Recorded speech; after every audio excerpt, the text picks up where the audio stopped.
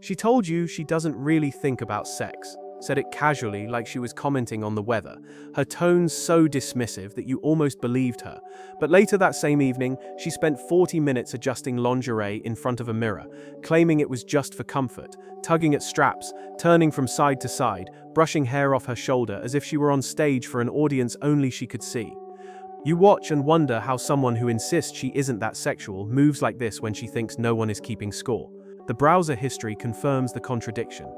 It isn't full of recipes or discount codes, it's filled with hidden corridors she doesn't announce, corners of the internet that don't fit the polite story she tells.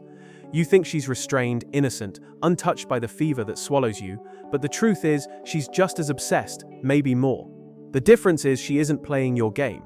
She's playing one that has a rule book you've never been taught to read. You think about sex like hunger, a clear signal from the body, a craving that builds until it demands to be satisfied. You see something attractive, you want it, you move toward it.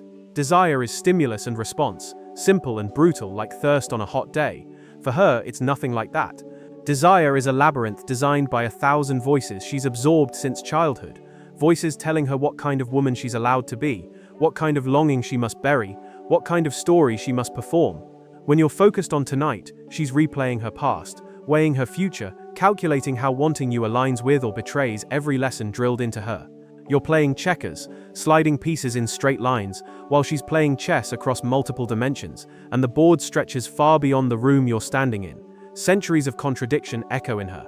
Generations of women were told that desire made them dirty, ruined, worthless, and then almost overnight the script flipped, and now she's expected to be liberated, confident, an empowered goddess in bed who never hesitates. She carries her grandmother's whisper that good girls don't, alongside an Instagram feed that screams that good girls better do everything. Every time she undresses, she is torn between two sets of expectations that cancel each other out, leaving her stranded in the middle. That's why she can be on fire one night and ice the next, why her body can betray her mind, why you never quite know which version of her you're going to meet. You call it inconsistency. She calls it surviving a war inside her own head.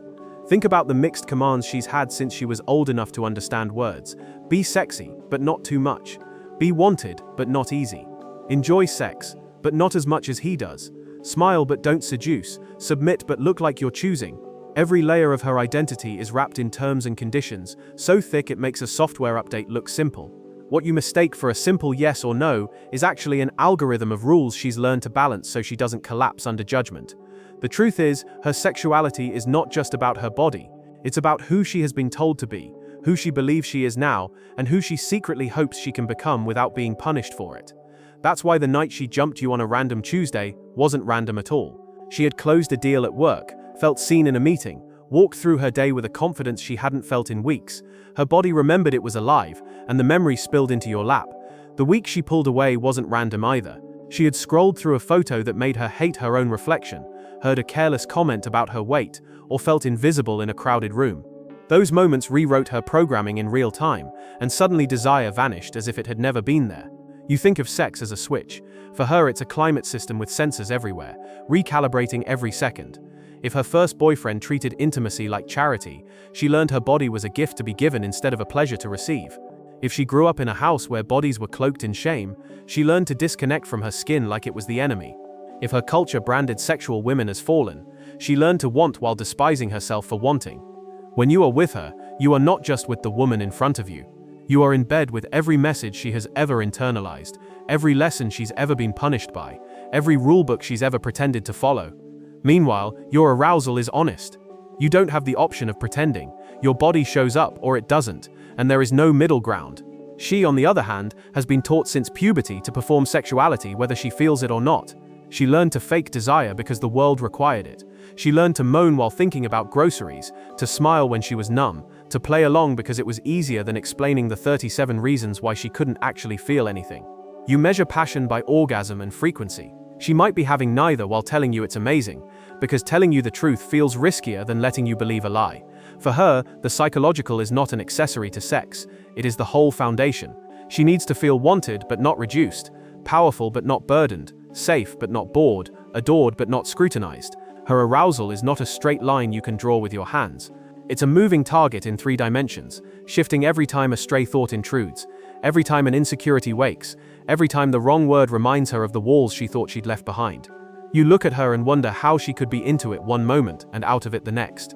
What you don't see is that her mind is running equations faster than a supercomputer, equations that decide whether she gets to be free or whether she must perform. And here is the part that unravels everything you thought you knew. She doesn't even need to be aroused to have sex, and you might never know the difference. She can move through entire relationships as an actress, delivering convincing passion on a stage built by expectation. She does this not because she is cruel, but because she learned her truth mattered less than your satisfaction. She was trained to prioritize your desire over her own, to perform heat even when she was cold, to fake a full tank while running on empty. And if you want to understand her, you have to stop reading her body as the only truth and start listening to the story she carries inside her head, because that story is the real engine, and until you hear it, you're competing in a game whose rules you never bothered to learn. Picture how different the wiring is. You see an attractive woman and your body reacts before your brain even processes her name. Blood rushes, hormones fire, readiness arrives like a firefighter hearing the alarm. Your arousal is linear, direct, predictable. For her, desire is a three-ring circus where psychology, physiology, and cognition all need to perform in sync, or the show collapses. Her body might be ready, but her mind distracted, and it shuts down. Her mind might crave connection, but if she feels bloated from lunch, her body won't cooperate. She might be fully invested in you emotionally, but one flash of a memory, one insecurity resurfacing from last week, and her arousal evaporates like rain on hot pavement. You think she's inconsistent. She thinks she's carrying too many plates to let one drop. The cruel twist is that she can hide it. While your arousal is transparent, hers can be masked by performance so convincing you would swear she was lost in the moment. She can have sex with zero desire, and you might never notice.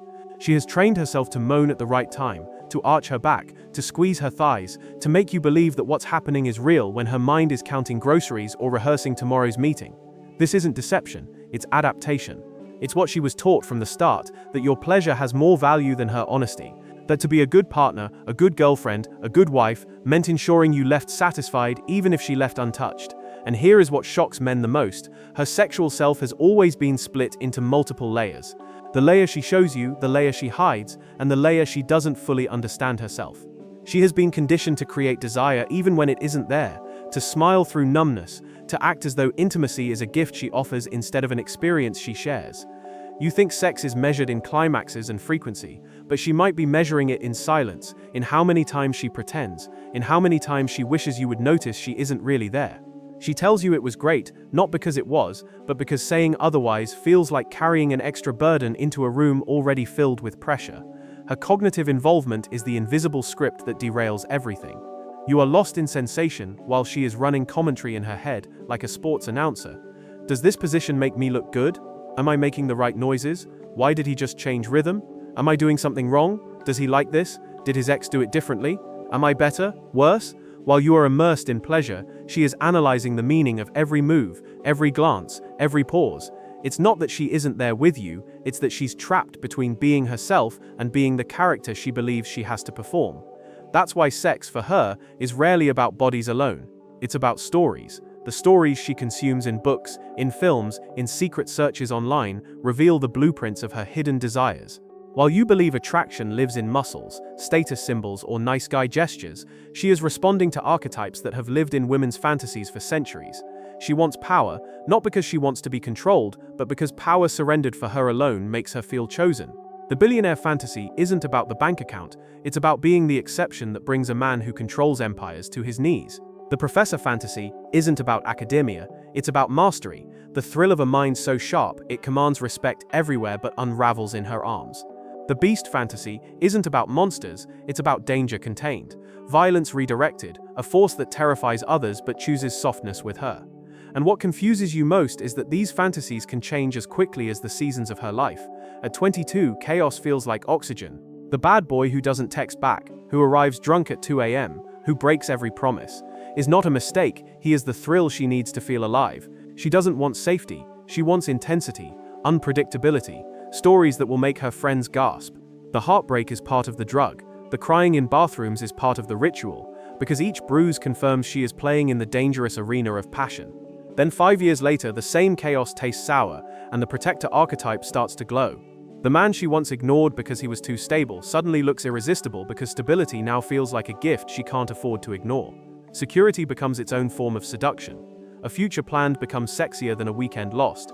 Her attraction has evolved not because she has betrayed her younger self, but because her nervous system has shifted what feels like life. She may still glance at the old chaos, stalk the ex's Instagram, feel the familiar ache for unpredictability, but she closes the app, kisses her steady partner goodnight, and carries on. This doesn't mean she's confused. It means she's human. The bad boy taught her she was desirable. The protector teaches her she's valuable. Each stage of her sexual psychology builds on the last, and each archetype leaves fingerprints on her desires. To you, it looks like contradiction. To her, it feels like growth. Her fantasies aren't random daydreams. They're reflections of her current stage, her deepest insecurities, her hidden longings. She doesn't crave wealth. She craves the feeling of being irreplaceable. She doesn't crave titles. She craves competence. She doesn't crave danger. She craves the thrill of taming what no one else could. You misinterpret because you're staring at the surface. She's telling you the story beneath, but only if you're willing to listen. And this is the key. While you keep asking what she wants in bed, she's giving you the answers in the stories that light her eyes, in the characters she can't stop reading about, in the way she describes men who make her nervous without meaning to. The map is there. You just haven't learned to read it. Picture the woman lying beside you, her body warm, her breathing steady, but her mind somewhere else entirely. You think she's here, caught in the same rhythm, but inside she's running loops of evaluation. The light in the room, the way her stomach folds in this position, the sound she just made, was it too much, not enough? She wonders if you're comparing her to someone before her, if she's doing it right, if the expression on your face means satisfaction or boredom. You are lost in sensation, and she is trying to calculate whether she is giving the right performance. That gap between experience and analysis is the invisible wall you often feel but cannot explain. She is not distracted because she doesn't care. She is distracted because she has been taught her worth is measured by how convincingly she can deliver the fantasy. Your arousal is straightforward, a biological fact, a pulse that betrays you instantly. Her arousal is fragile because it is layered with meaning. One wrong glance can collapse it, one careless phrase can send it retreating, and when it does, she doesn't always tell you. Instead, she pushes through, letting the act continue because ending it would feel like rejection, because explaining her mind would take too long, because the easiest choice is silence.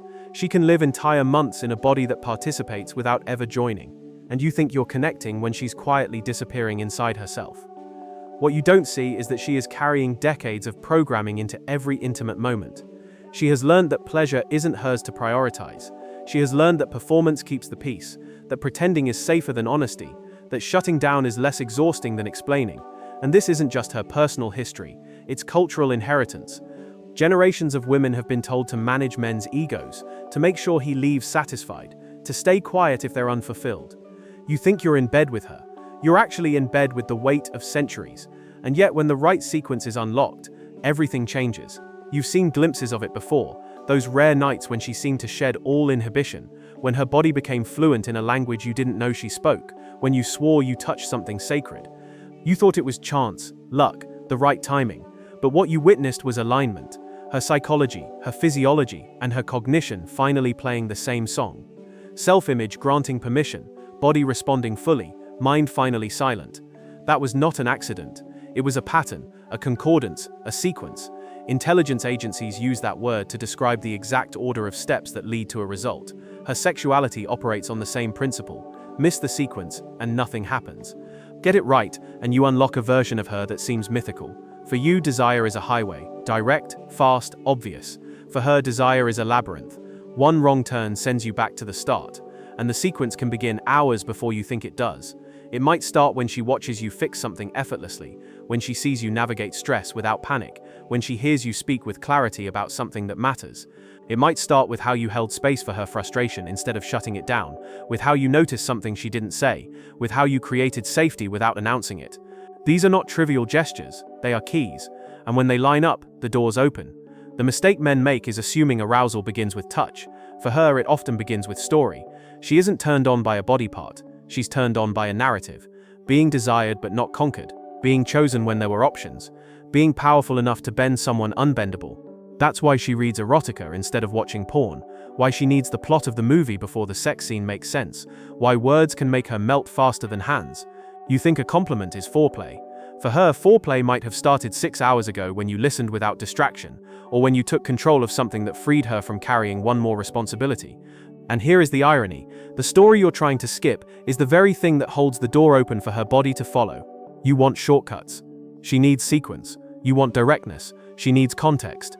You keep twisting dials on a lock without noticing that she has already told you the combination. She gives it away in the books she clings to, in the shows she obsesses over, in the way her body shifts when a certain character appears on screen. You just haven't been paying attention. Desire for her is not random. It is coded.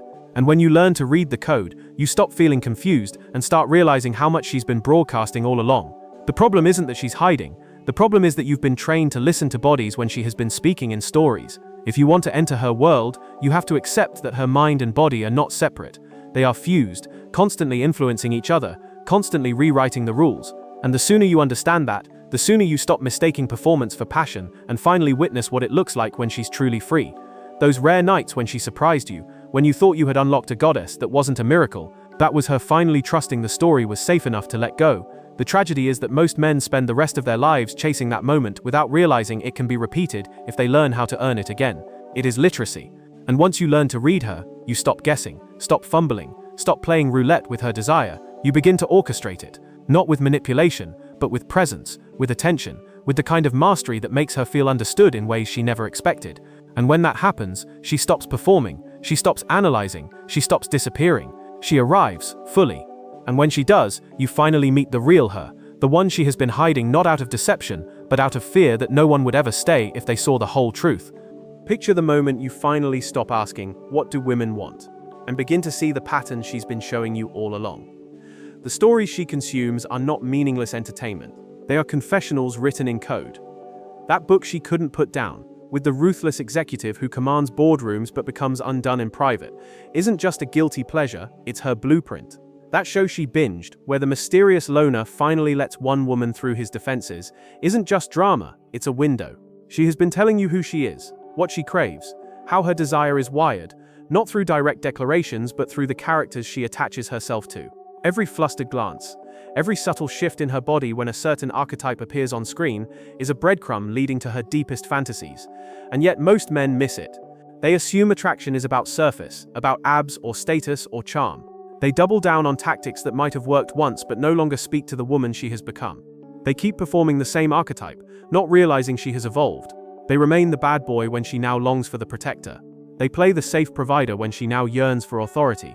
They present stability when her imagination aches for mystery. They cling to her past desires and wonder why the spark fades. What they don't understand is that she didn't lose attraction. She outgrew the version of them that stopped adapting. Desire for her is alive. It shifts with her seasons, evolves with her growth, morphs with her story. The archetype she needed at 22 is not the archetype she needs at 32. At first she wanted chaos, because chaos felt like proof she was desired.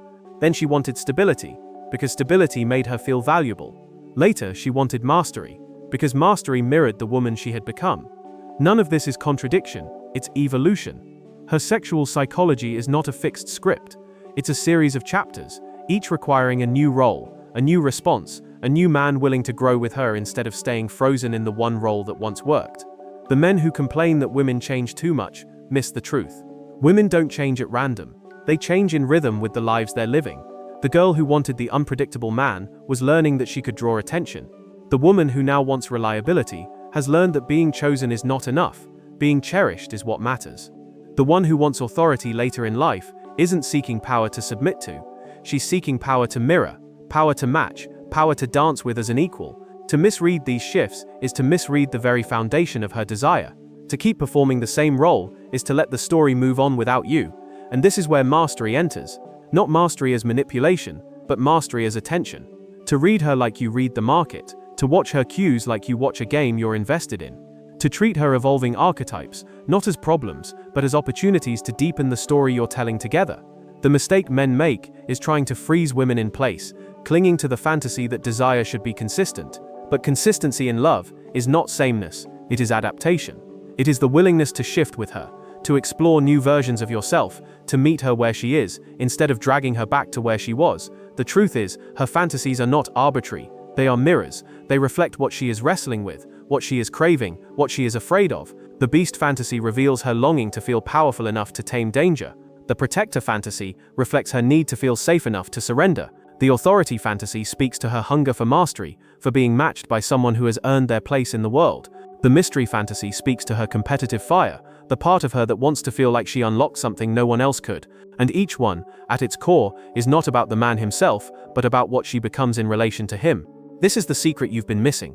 Her fantasies are not about you, they are about her, about how she feels when she is with you, about whether she feels chosen, powerful, safe, irresistible, rare. You can build muscle, stack money, refine charm, but if you don't make her feel those things, you are missing the center. The archetypes are not costumes you put on, they are invitations into her inner world. To step into them convincingly is not to perform, but to embody the essence that makes her nervous, makes her melt, makes her surrender. And when you finally understand this, you stop chasing techniques and start writing stories. You stop asking how to make her want sex, and start asking how to create the conditions where she feels alive enough to reach for it herself. You stop trying to push her into arousal, and start learning how to align with the concordance that already exists in her. Her desire is not random, it is patterned.